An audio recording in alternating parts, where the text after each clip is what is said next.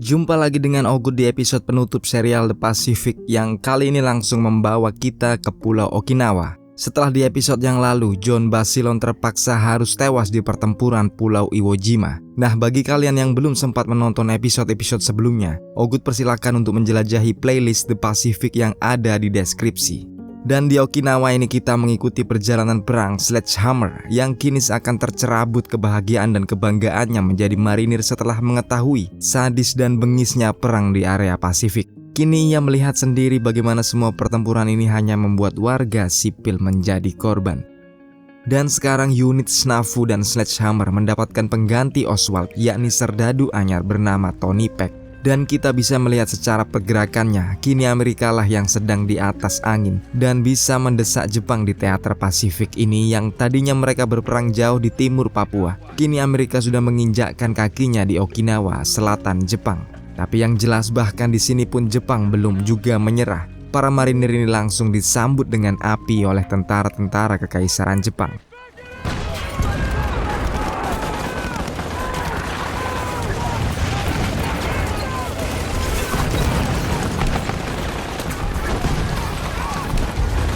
Kali ini marinir divisi pertama ini mencoba merebut sebuah pos pertahanan lengkap dengan bunker-bunker betonnya. Dan setelah mendapatkan posisi di tengah beceknya tanah, mortar unit Sledgehammer pun ditata.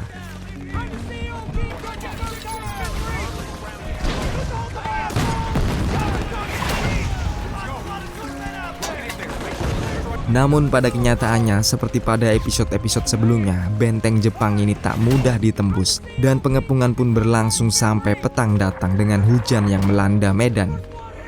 Unit mortar Sledgehammer berusaha bertahan dan membuat mortarnya kering di kondisi basah ini, sama seperti regu-regu mortar lainnya sebelum melesakkannya ke arah musuh.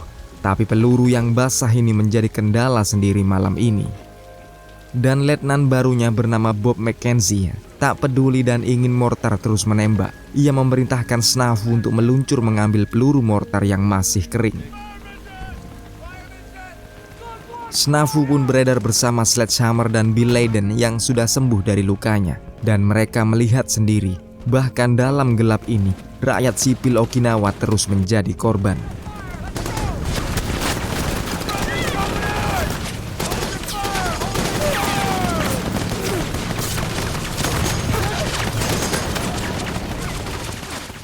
Hari berganti dan Eugene Sledgehammer terus mencatat berapa hari yang telah ia lewati selama di Pasifik. Sedangkan Snafu terus membuli anak-anak baru di unitnya, memperingatkannya inilah perang yang sebenarnya dan Jepang pasti akan mengerahkan tenaga 3 kali lipat untuk melawan mereka. Karena marinir kini sedang menginjak-injak tanah Jepang.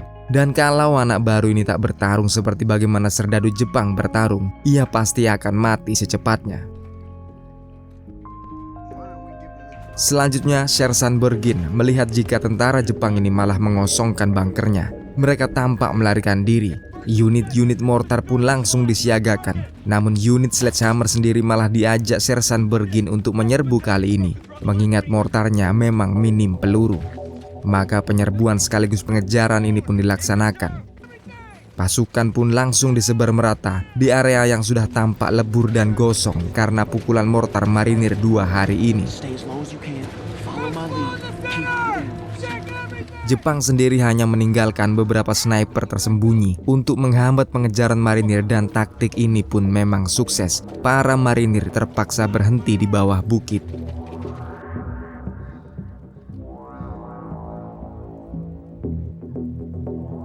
Sampai seorang perempuan sipil datang meminta bantuan dengan peledak yang ditali di badannya. Ini ialah salah satu trik Jepang terkejam pada warganya sendiri. Pertempuran pun menjadi semakin kacau dengan serdadu Jepang yang tiba-tiba menyerang balik, bercampur dengan warga sipil yang berlalu lalang di tengah medan.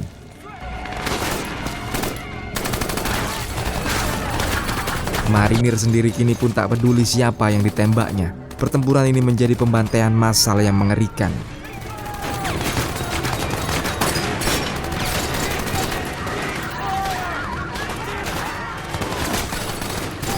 Ini masih ditambah lagi dengan unit mortar marinir yang salah koordinat dan malah menembaki kawan mereka sendiri, membuat pasukan penyerbu ini langsung mundur secepat kilat.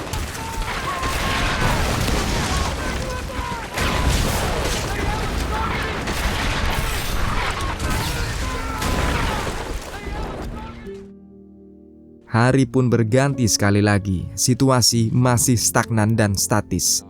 Tak ada perkembangan kecuali bertambahnya korban dari kedua belah pihak, sedangkan Jepang masih saja kuat dalam bertahan. Tony Peck pun lantas menceritakan kabar terbaru dari lautan jika sebuah kapal Amerika dihantam oleh 2 pilot kamikaze, mematikan 500 serdadu Amerika di dalam kapal tersebut. Ia mempertanyakan kenapa Jepang tak mau menyerah dan malah ingin mati. Snafu pun menjawab jika Kaisar Jepang seperti Tuhan bagi rakyatnya dan tentara Jepang sungguh akan bangga jika mati untuk kaisarnya. Tapi belum selesai percakapan ini saat tiba-tiba Bill Leiden dihantam dengan telak.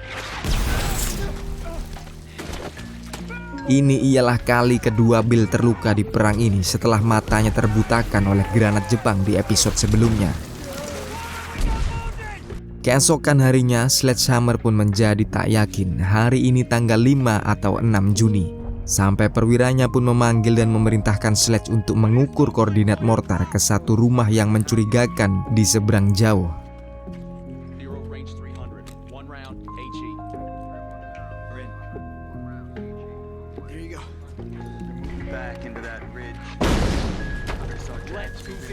Bidikan Sledgehammer ini memang sangat presisi. Namun berikutnya terdengar teriakan banzai.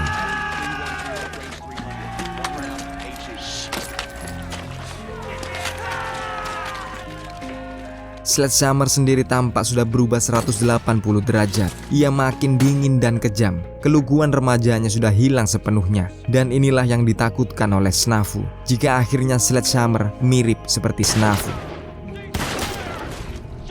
Dan memang pada malam harinya, Snafu terlibat perdebatan keras dengan Sledgehammer. Tapi ini hanya membuat frustasi Tony Peck yang sudah terpukul mentalnya dan langsung maju mengamuk. Kawan-kawannya pun berusaha menariknya untuk sembunyi. Namun naas, satu anak baru bernama Ham tertembak fatal.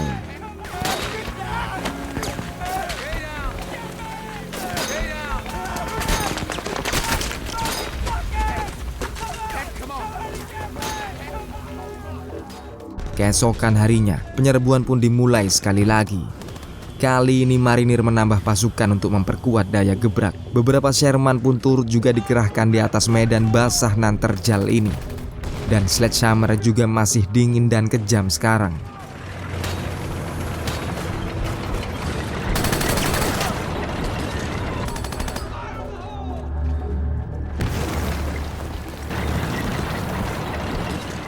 Hingga pada akhirnya kemenangan pun berhasil diraih. Sledgehammer melihat seorang remaja Jepang yang sudah compang-camping penuh luka. Ia akan menembaknya namun mengurungkan niatnya. Sebelum dari belakang tiba-tiba saja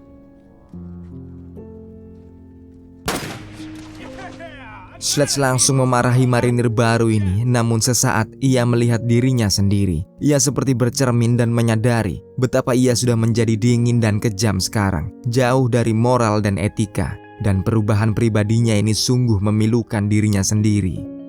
Dikisahkan setelah ini, marinir batalion 3 resimen kelima ini ditarik dari area. Letnan Mackenzie mengabarkan jika Amerika sudah membom 2 kota di Jepang dengan bom yang sangat dahsyat. Dan kemungkinan setelah ini Jepang akan segera menyerah. Nah, jika kalian ingat, ini ialah peristiwa di mana Hiroshima dan Nagasaki dibom atom oleh Amerika. Seiring pulau Okinawa yang sudah benar-benar takluk di tangan Amerika. Dan film pun beralih maju di tanggal 15 Agustus 1945 di sebuah rumah sakit St. Alban di New York, Amerika Serikat. Apa yang menjadi prediksi berubah nyata. Bob Leckie di sini mendengar sendiri jika kekaisaran Jepang akhirnya menyerah total kepada Amerika. Leckie pun akhirnya diperbolehkan pulang ke rumahnya di Bergen County dan bertemu lagi dengan kedua orang tuanya yang sayangnya tak begitu menyambut Leckie dengan hangat. Padahal anak bungsu mereka ini baru kembali setelah 4 tahun berperang. Bahkan kamarnya sudah menjadi gudang kini dan entah apa yang dipikirkan oleh Leckie sekarang. Tapi setidaknya selebrasi pun pecah di mana-mana. Teriakan perang sudah usai menggema berulang di semua mulut, termasuk di Okinawa sendiri di mana resimen Snafu dan Sledgehammer masih berada. Raut-raut pedih berubah menjadi ekspresi kegembiraan yang sangat mutlak. Mereka tak perlu lagi berduel dengan tentara Jepang yang keras kepala. Beberapa lama kemudian di tahun 1946, Sledgehammer dan Snafu akhirnya turut dikirim pulang. Kesemuanya pun masih bingung. Setelah perang berakhir dan kembali ke kehidupan masing-masing, apa yang akan mereka lakukan berikutnya? Sampai akhirnya satu persatu pun mulai turun kereta. Bergin yang dijemput keluarganya pun meninggalkan Snafu dan Sledgehammer.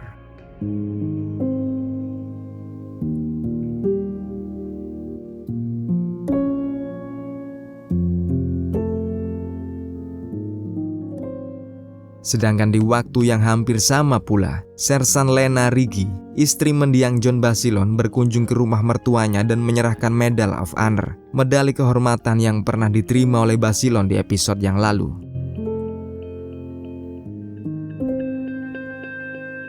Berbeda dengan nasib Basilone, kini Lecky akhirnya menempati kembali pekerjaannya sebelum perang sebagai jurnalis olahraga. Namun sayang, sekarang Vera Keller, gadis yang selalu disuratinya di awal serial, kini sudah mengencani seorang perwira.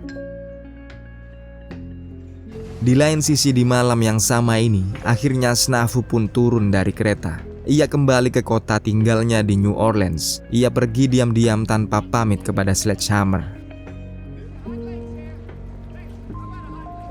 Sedangkan Lecky yang tak kenal menyerah ini pada akhirnya bisa mengajak Vera berkencan dan makan malam di sebuah restoran.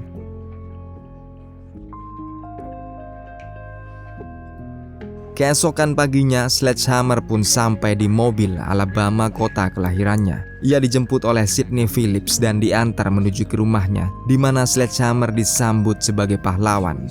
Tapi yang bisa Sledge rasakan hanyalah kehampaan sekarang. Ia selalu bermimpi buruk di tengah malam dan tidur di kasur yang empuk terasa sangat susah ketika selama ini ia tidur di atas tanah becek dan di bawah hujan. Kakak kandungnya sendiri yang juga sama-sama tentara terus berusaha menghiburnya meski tanpa hasil. Beberapa hari kemudian Sledge pun mendaftarkan dirinya ke sebuah politeknik di Alabama untuk mengejar ketertinggalan pendidikannya. Dan di sini pun ia segera menyadari jika ternyata marinir tak memberikannya pendidikan apa-apa selain untuk membunuh Jepang.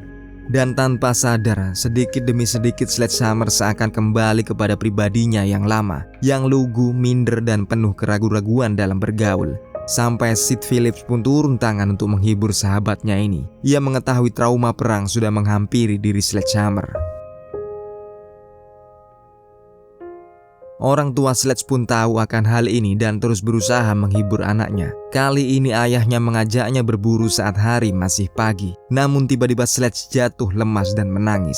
Ayahnya menyadari jika ternyata saat ini putranya sudah tak bisa lagi mengangkat senjata, bahkan hanya untuk membunuh hewan. Di akhir film dikisahkan jika kondisi Sledgehammer akhirnya membaik. Ia memperoleh PhD di bidang biologi dan menjadi dosen di Universitas Montevallo di Alabama. Ia pun sempat menulis sebuah buku perjalanan perangnya berjudul With the Old Breed at Peleliu and Okinawa yang diterbitkan pada tahun 1981, yang juga merupakan sumber kisah serial ini hingga pada akhirnya Sledgehammer mati pada tahun 2001. Sedangkan Snafu alias Mariel Shelton tinggal di Louisiana dan bekerja di industri perkayuan. Snafu tak pernah bertemu dengan kawan-kawan marinirnya selama lebih dari 35 tahun, sampai akhirnya ia membaca buku karya Sledgehammer. Dan ketika Snafu mati pada tahun 1993, Sledgehammer lah yang menjadi pengangkat petinya. Bill Layden masih hidup setelah terluka untuk yang kedua kalinya. Dan setelah perang, ia pun menjadi atlet golf profesional. Ia terus menjalin komunikasi dengan kawan-kawan marinirnya sampai kematiannya tiba di tahun 2008. Sersan Bergin menikah pada tahun 1947 dengan seorang gadis yang ditemuinya saat kapalnya sandar di Melbourne dan masih hidup saat serial ini dirilis.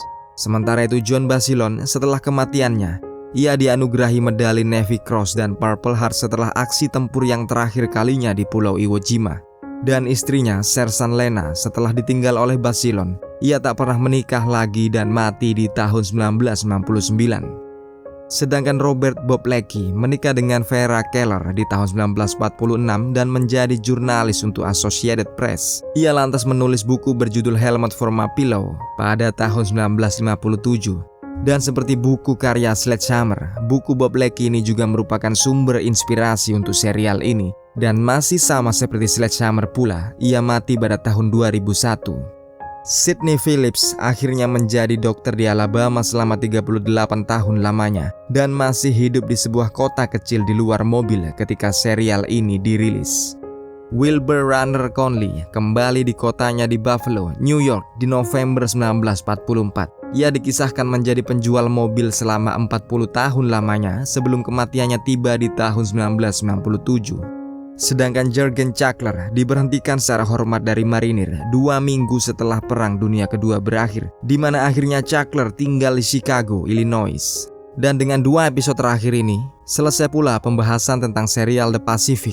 Jangan lupa tonton rilisan-rilisan Ogut yang lain hanya di Jauh Dekat Film. Wassalamualaikum, yuk, bye.